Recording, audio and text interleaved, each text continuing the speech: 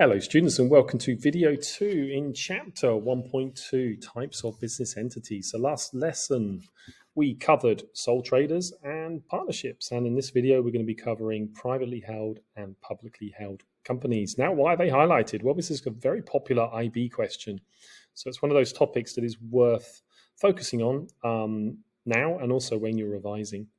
Just one quick note for those of you who have studied business before. There's been a change in terminology. So previously this was known as private limited company and public limited company. Now the IB has changed the terminology to privately held and publicly held company. I will switch between them. I'm so used to saying private and public limited company that I will try and stick with this for consistency, but it's likely I'm going to move between them. So last class we did the unincorporated business entities. We're now going to be looking at the incorporated business entities, which are these two. So the first thing we're going to look at is last video we looked at unincorporated. Now unincorporated, if you remember, was when the business and the owner are the same legal identity. So if the business has debts, then the owners have to pay them off in the case of bankruptcy. Now, what happens is when businesses become companies or corporations, then there's a split. So the owner and the company become different legal entities. And this comes from incorporated, the corporated comes from the Latin corpus, which means body. And so the business now has its own legal body. It's how it has its own legal entity. Now, just one quick thing to note is in different countries, these will mean slightly different things. So I'm from the UK, so we use the word company and corporation in somewhat similar ways, though we do tend to use company. But here, company and corporation, I'm going to be using the terms in terms of businesses that are incorporated. Now, what this means is these businesses now have limited liability. Now, before we had unlimited liability. What does the limited mean here? Well, what it means is if the business goes bankrupt, then the owners can only lose what they put in. So if you buy shares in a company and the business goes bankrupt, then you only lose the money that you put in. You just don't get that money back. You don't have to pay off anything else. And that's because of incorporation. So the business is its own legal identity. The business has debts. Well, the business has debts. Then the people that the business owes money to, such as banks and employees, they just won't get their money, or they won't get all of their money. And so this is a very, very large advantage. And so limited liability actually first happened in New York around the time of 1811. And this is one of the main reasons why the stock exchanges in New York, one of the reasons. And so before this, if you bought a share in a company, then there was unlimited liability. And so it was very risky to invest in companies you didn't know much about. So by having limited liability, it increased investments in companies, allowed them to grow, and then drive the economy like that. So now we have shareholders. I'm just going to move myself up here again. With companies, we now have shares. So a share is, you've hopefully heard of the term stocks and shares, the stock market.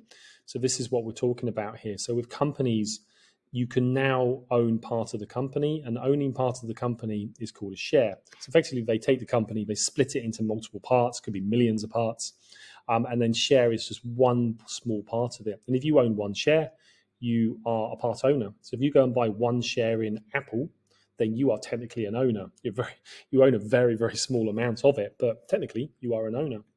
And this entitles you to dividends. Dividends are covered in finance, but briefly, dividends are when if the business makes a profit, then you as a shareholder are entitled to a share of that profit. Now, this is going to be a very small amount, obviously, but at the annual general meeting, they will decide how much of the profit to give to shareholders. It could be zero, but they will decide that. The company now has a board of directors, which will be elected by the shareholders at the annual general meeting, and they will then run the company. And maybe the board of directors are shareholders, or maybe they're not shareholders. And there's continuity. So now ownership, if somebody is a shareholder and they die, then the shares will get passed down through inheritance. And legalities in order to set up a company can be quite time consuming. There are many rules and legal requirements, such as the Articles of Association, Memorandum of Association. Basically, these are documents that when a business becomes a company, then these documents specify many things, such as what the company does, lots of legal things.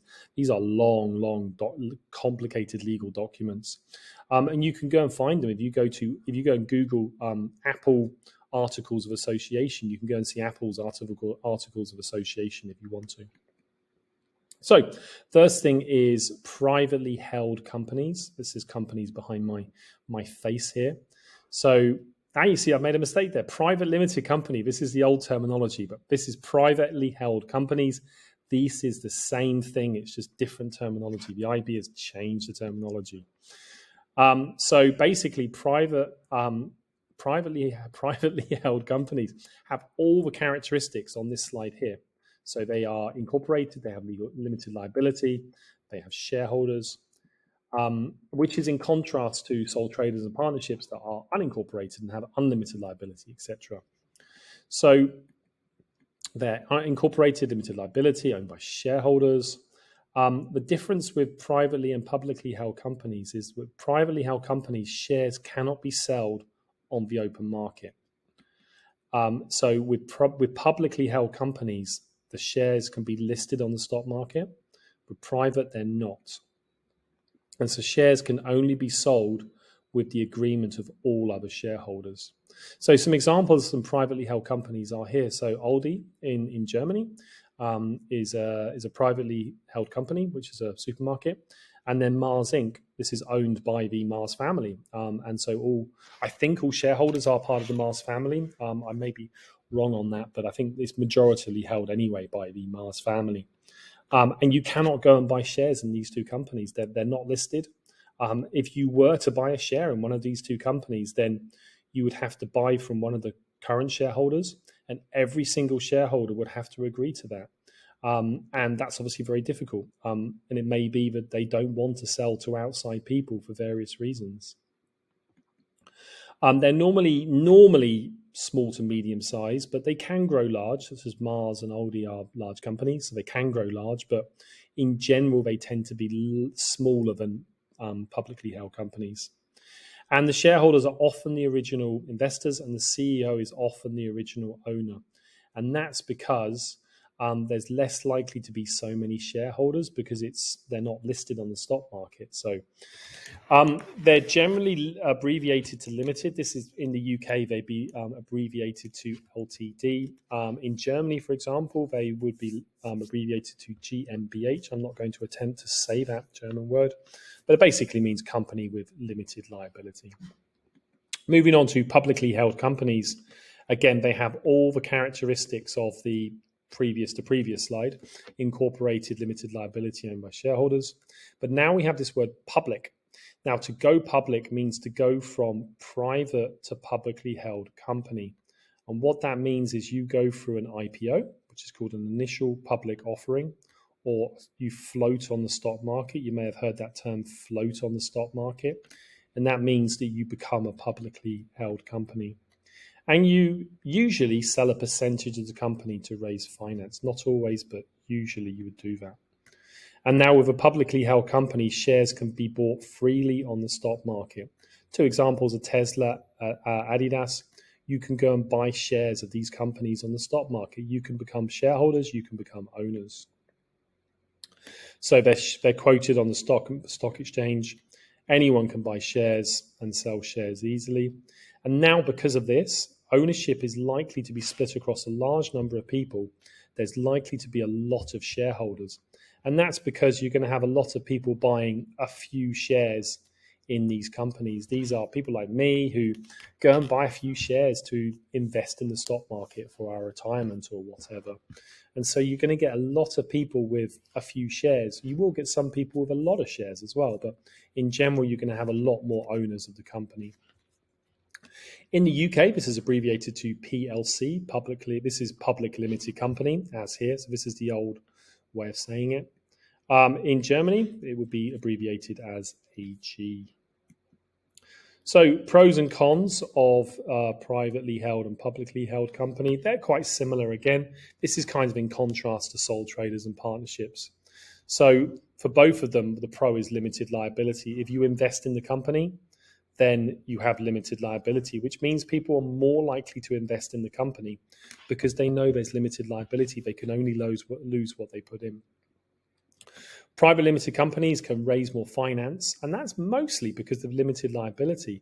Again, it's easier to raise finance when your business has limited liability because shareholders know they're limited to what they can lose. As the company becomes bigger because of more finance, they can now hire more managers. Now, instead of the sole trader or the partners doing everything, you can now hire a marketing manager, a human resource management marketer, etc., etc. As you hire specialists, your company should become more productive and more efficient. Your finances are still private, whereas with public limited companies, they have to publish their finances, which we'll get to in a minute. Cons, well, you now have more owners, so profits are going to be shared. And a con compared to publicly held companies is they cannot sell shares on the stock market, which means shares are less attractive to investors, and I'll cover that in a minute. And another con is the legal requirements of becoming a company. That articles of association, memorandum of association, those are long documents and they're costly to produce. Publicly held companies, again, limited liability. They can raise even more capital. As you float on the stock market, you can raise even more money. Now, the other benefit is that imagine you're an investor in a privately held company and you want to sell your shares. The downside is that all other shareholders have to agree to sell for you to sell the shares, and you have to find a buyer. With a publicly held company, you just go to the stock market, you go to your stock trading platform, click sell, bang, done. And so it's much easier to sell shares in a publicly held companies, which means it's easier to get investment. People are more likely to invest in this company because they know they can get out easily. So that's a big advantage. And again, you can hire specialist managers. Cons are the legal requirements of going public. So to go through an IPO, you have to hire investment banks, lawyers, accountants, etc. And that's obviously a very costly process. There's a lack of financial privacy. Anyone can look at the finances, the profit and loss for a publicly held company. You can go and look at the profit and loss for Amazon, Apple, Adidas, etc., because they're public. You also are likely to encounter short-termism of shareholders. Because publicly held companies have people like me investing in them, people like me want to see the stock price go up. And that comes from being a profitable company. And so people like me may not care about the long term of the future. We just want returns. We want profits and we want dividends. And so when you have a sole trader or partnership, the owners are likely to think more long term about the business. With a publicly held company, shareholders are likely to be more short term focused. All right, that was a longer video than I was hoping for, but we're now done with the main parts of this chapter. See you next time.